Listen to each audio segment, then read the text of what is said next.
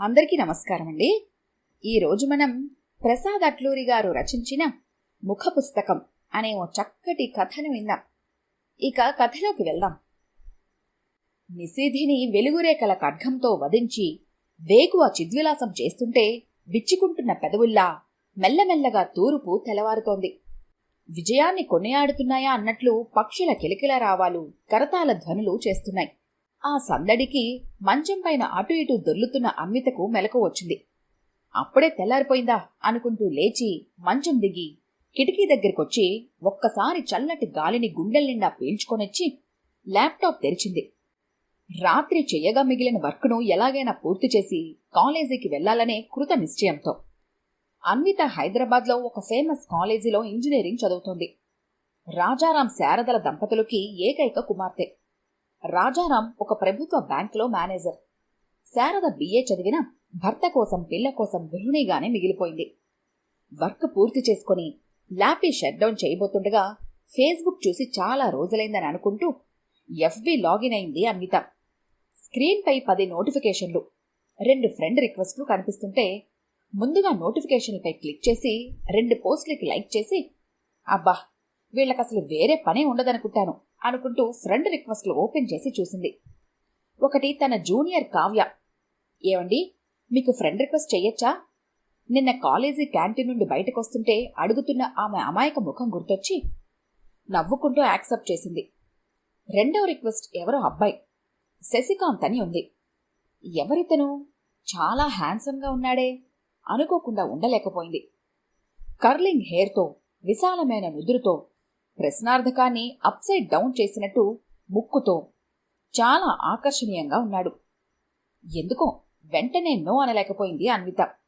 Details చూద్దామనుకుంటూ click చేసింది. Male, software engineer, lives in Vizag అని మాత్రమే ఉంది.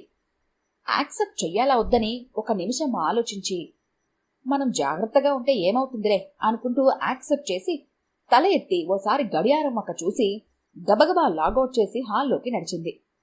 2 రోజుల తర్వాత, అన్విత గారు, నన్ను మీ ఫ్రెండ్గా యాక్సెప్ట్ చేసినందుకు థ్యాంక్స్. ఫేస్బుక్ లాగిన్ అయిన అన్వితకి నోటిఫికేషన్లో ఫ్లాష్ అవుతోంది మెసేజ్. అప్పుడు గుర్తొచ్చింది తను మొన్న యాక్సెప్ట్ చేసిన ఫ్రెండ్ రిక్వెస్ట్ విషయం. ఇట్స్ ఓకే అండి అంటూ రిప్లై ఇచ్చింది అన్విత. మీరు స్టూడెంట్ కదా? ఏ కాలేజ్? శశికాంత్. విజ్ఞాన జ్యోతి అండి, ఇంజనీరింగ్. మీరు? అడిగింది. ఎందుకో తెలుసుకోవాలి అనిపించిన అన్వితకు నేను విప్రో సాఫ్ట్వేర్ ఇంజనీర్ని. ఓ ఐసీ. మీ ప్రొఫైల్ పిక్ బాగుందండి. శశికాంత్. మీది కూడా బాగుందండి అసంకల్పితంగా రాసేసి నాలుగు ఖర్చుకుంది అన్విత. అలా పిచ్చాపాటే 10 నిమిషాలు గడిచాక మీరు నన్ను శశి అని పిలవచ్చు, మీకు అభ్యంతరం లేకుంటే. లేదండి, నాకు కొంచెం టైం పడుతుంది అంది అన్విత. అను, ఒకసారి ట్రామ్మా. అమ్మ పిలుపుకి వస్తున్నా అమ్మా అంటూ వెనక్కి తిరిగి ఓకే అండి, క్యాచ్ యూ లెటర్, బాయ్ అంటూ గబగబా రాసి రిప్లై కూడా చూడకుండా లాగౌట్ చేసి కిచెన్లో అమ్మ దగ్గరికి వెళ్ళింది అన్విత. ఆఫీస్ నుండి అలసిపోయొచ్చిన రాజారాం కారు పార్క్ చేసొచ్చి భార్య శారదిచ్చిన మంచినీళ్లు తాగి ఇప్పుడే వచ్చేస్తానోయ్, ఆలస్యమైందా అంటూ గబగబా స్నానం చేసి లుంగీ కట్టుకుని డైనింగ్ టేబుల్ దగ్గరికి వచ్చి కూర్చున్నాడు. అప్పటికే 2 ప్లేట్లలో భోజనం వడ్డించి ఎదురు చూస్తోంది శారద. అను తినేసిందా? ఈ ప్రశ్న అడగకుండా ముద్ద నోట్లో పెట్టుకోడు రాజారాం. అన్యమనస్కంగా సమాధానమిచ్చిన భార్యని గమనించి ఏంట్రా అలా ఉన్నావు? కొంచెం ఆందోళన, ప్రేమ నిండిన స్వరంతో అడిగాడు. ఏం లేదండి, మన అమ్మాయి గురించే. ఏమైంది అనూకి? గొంతులో ఉద్వేగం పెరిగింది. ఈ మధ్య ఎప్పుడు చూసినా ల్యాప్టాప్ ముందే కూర్చుంటోందండి. ఇంతకు ముందు అప్పుడప్పుడు నా దగ్గరికొచ్చి పనుల్లో సహాయం చేసేది, కబుర్లు చెప్పేది.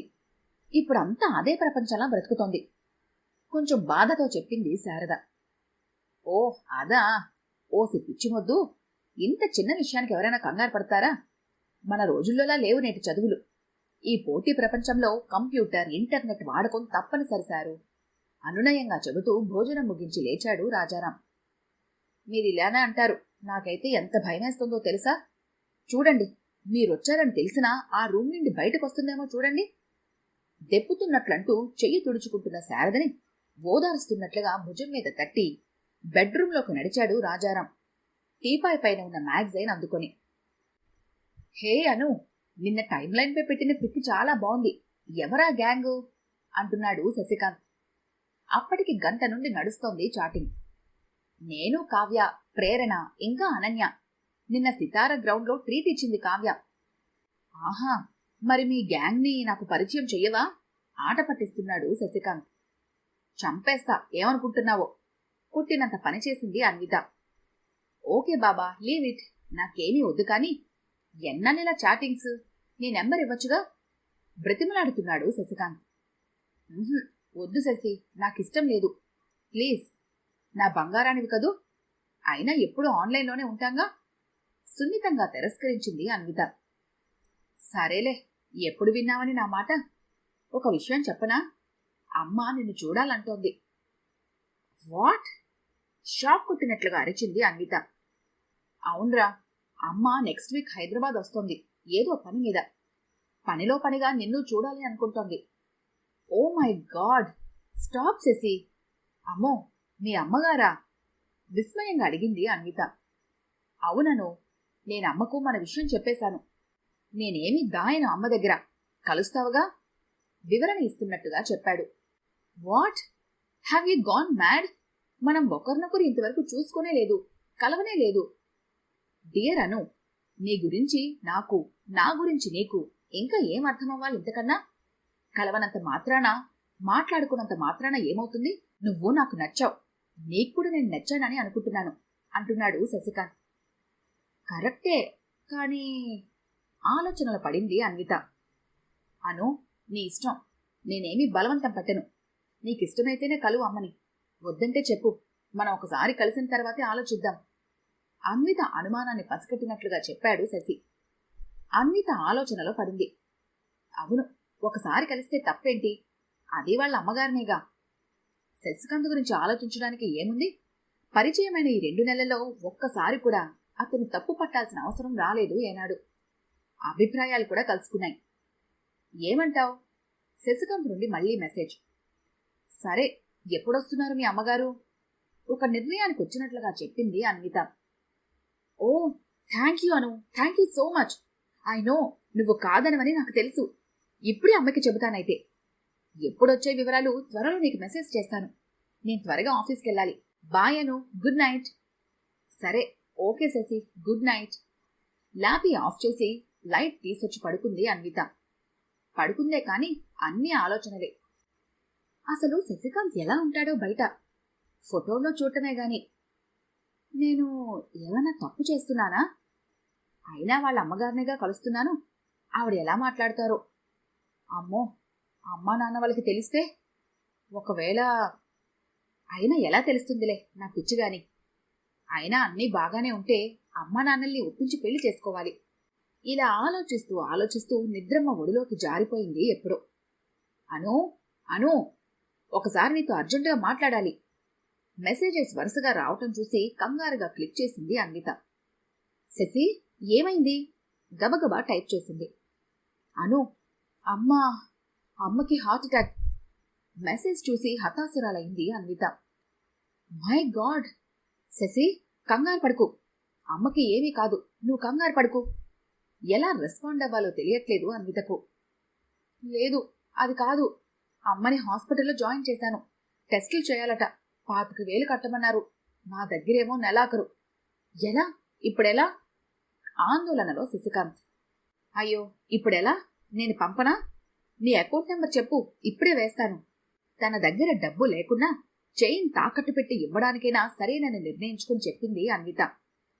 నువ్వా? వద్దులే అను. పర్వాలేదు, ఈ మాత్రం చేయలేనా నీకోసం? నేను రానా అక్కడికి? అమ్మ వాళ్ళకి ఏదో చెప్పి వచ్చేస్తాను, ఏమంటావు? అన్విత. అయ్యో వద్దను, ఇప్పటికే నిన్ను ఇబ్బంది పెడుతున్నాను, నేను మేనేజ్ చేసుకుంటానులే వారిస్తున్నట్టుగా శశి చెప్పటంతో సరే అంది అన్విత. అకౌంట్ నెంబర్ ఇచ్చి మళ్లీ కలుస్తానంటూ ఆఫ్లైన్ అయ్యాడు శశి. అమ్మకి ఏదో ఒకటి చెప్పి గబగబా బయటికెళ్లి మెడలో చైన్ తాకట్టు పెట్టి డబ్బులు శశి చెప్పిన అకౌంట్లో వేసి ఆ విషయం మెసేజ్ పెట్టి ఇంటికొచ్చి శశి మెసేజ్ కోసం ఎదురు చూడసాగింది అన్విత. ఎలా ఉందో ఆవిడికి. నేను పిచ్చిదాన్ని, నెంబర్ కూడా ఎక్స్చేంజ్ చేసుకోవడానికి ఒప్పుకోలేదు ఇప్పటి వరకు. ఇప్పుడు చూడు ఏమి చేయలేక ఎదురు చూడాల్సి వస్తుంది. తనని తాను ఎన్నిసార్లు తిట్టుకుందో రాత్రిలోపు అన్విత. మొత్తానికి రాత్రికి మెసేజ్ వచ్చింది శశి నుండి. అను, థ్యాంక్ యూ సో మచ్, నీ డబ్బులు అందాయి, హాస్పిటల్లో కట్టేశాను. అమ్మయ్యా, అమ్మకి ఎలా ఉంది ఇప్పుడు? కంగారును కంట్రోల్ చేసుకుంటూ అడిగింది అన్విత. కొంచెం బెటర్ అను, టెస్ట్స్ చేశారు, 2 వాల్స్ పూర్తిగా బ్లాక్ అయ్యాయట, ఆపరేషన్ చేయాలంటున్నారు. అయ్యో అవునా? అవును డార్లింగ్, నాకు నువ్వు ఈ సహాయం కూడా చెయ్యాలి. నువ్వే 1,00,000 రూపాయలు అడ్జస్ట్ చెయ్యాలి. నేను మిగతాది ఎలాగోలా అడ్జస్ట్ చేసుకుంటానిక్కడ, కాదనకు ప్లీజ్ అను. ఒక్క క్షణం అన్వితకు గుండె ఆగి కొట్టుకున్నట్టుగా అయింది. ఇదేంటి ఇలా అడుగుతున్నాడు? తనెక్కడి నుంచి తేగలదు అంత డబ్బు? ఆ చైన్ గురించి ఎలా మేనేజ్ చేయాలో ఇంకా తెలియలేదు. ఆలోచనలో పడింది అన్విత. అను, ఏం చేస్తున్నావు? పంపుతావుగా? అదేంటి సిసి, అంత డబ్బు నేనెలా తేగలను? నేను స్టూడెంట్నే కదా. కన్విన్స్ చేయడానికి ప్రయత్నిస్తోంది అన్విత. కానీ శశికాంత్ మాటల్లో తీవ్రత పెరుగుతోంది క్షణక్షణానికి. స్టాప్ అను, ఆ మాత్రం చెయ్యలేవా నా కోసం? మీ అమ్మాయిలంతా ఇంతే.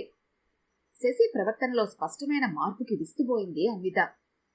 అది శశి, నన్ను అర్థం చేసుకో, నేనెలా అంత డబ్బు అంటూ ఏదో చెప్పబోయింది.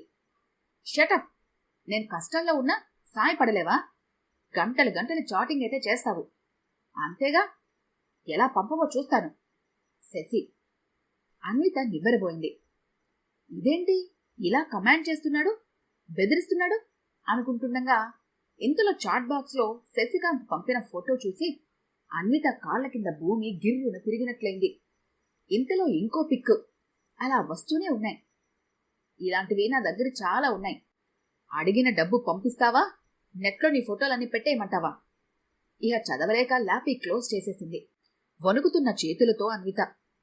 కళ్ల నుండి నీళ్లు బొటబొట రాలుతున్నాయి. తను మోసపోయింది, ఘోరంగా మోసపోయింది.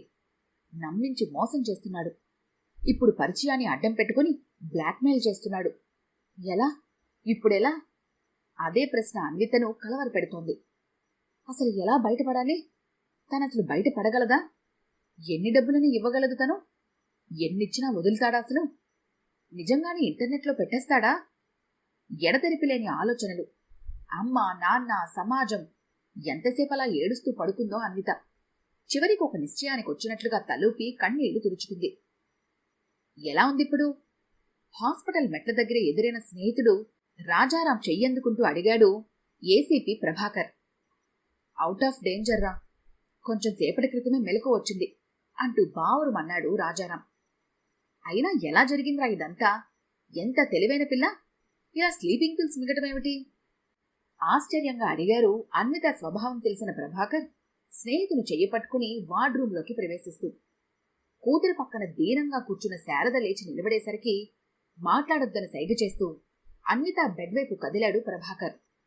అన్విత కళ్ళు మూసుకొని పడుకొని ఉంది. కెల్ల వెంట కన్నీటి దారులు కారుతున్నాయి. ముఖమంతా నీరసంగా పీక్కుపోయి కనిపిస్తుంది. అమ్మా అను, అన్విత నుదుటిపైన ప్రేమగా చెయ్యివేస్తూ పిలిచాడు ప్రభాకర్. కళ్ళు తెరిచి అంకుల్ అంటూ ప్రభాకర్ చేయి గట్టిగా పట్టుకుని వెక్కి వెక్కి ఏడవసాగింది Anvitha. Don't worry my child, be brave, I will take care. తన మనసులోని భావాలను పసిగట్టినట్లు తల నిమురుతూ చెప్పాడు ఏసీపీ. సార్. డోర్ దగ్గర సైబర్ క్రైమ్ ఇన్స్పెక్టర్ కార్తికేయ. స్నేహితుడి ఫోన్లో చెప్పిన వివరాలను విని అతన్ని పిలిపించాడు ప్రభాకర్. కమిన్ కార్తికేయ. అను, నిన్ను కొంచెం ఇబ్బంది పెట్టక తప్పదు. Sorry for that. ఇన్స్పెక్టర్ కూడా వచ్చారు. నువ్వు మొత్తం వివరాలన్నీ తనకి చెప్పాలి అన్నాడు ప్రభాకర్ కార్తికేయను ప్రొసీడ్ అవ్వమన్నట్లుగా సైగ చేస్తూ. మేడం, ఏం జరిగిందో మొత్తం డీటెయిల్డ్గా చెప్పండి. కుర్చీని మంచం దగ్గరికి లాక్కుంటూ అన్వితని అడిగాడు కార్తికేయ. Okay sir. తలాడించి చెప్పటం మొదలుపెట్టింది అన్విత. ఫేస్బుక్లో శశికాంత్ పరిచయమైన దగ్గర నుండి వాళ్ళమ్మకి పరిచయం చేస్తానన్న విషయం, హార్ట్ అటాక్, ఫోటోలు, బ్లాక్మెయిల్ అన్నీ చెప్పింది. ఓకే అన్విత గారు, మీ ఫేస్బుక్ ఐడి, అతని ఐడి ఇవ్వండి, మిగతాది మేం చూసుకుంటాం. డీటెయిల్స్ తీసుకున్న కార్తికేయ పక్కకు తీసుకెళ్లి మాట్లాడి పంపించొచ్చి 5 నిమిషాలున్నాక తను బయలుదేరాడు ప్రభాకర్ స్నేహితునికి ధైర్యం చెప్పి. ఒరే రాజు, ఓసారి ఆఫీస్కొస్తావా? వచ్చేటప్పుడు అన్వితని కూడా తీసుకురా. ట్రేస్ చేశారు మా వాళ్ళు. ప్రభాకర్ ఫోన్లో చెబుతుంటే, సరేరా వస్తాం అన్నాడు రాజారాం యథాలాపంగా.